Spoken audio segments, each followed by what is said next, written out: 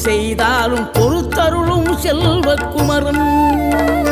பொய்யான மயிலேறவும் காட்சி எழியாவும் ஒளி வீசும் தெய்வாம்சமே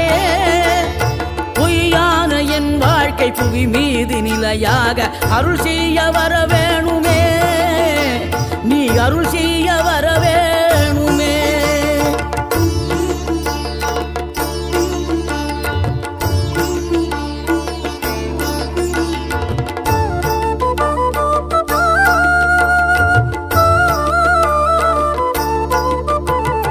இகழ்தலையும் புகழ்தலையும் ஒரு முகமாய் கருதும்படி செவி உரைத்த முத்து குமரன்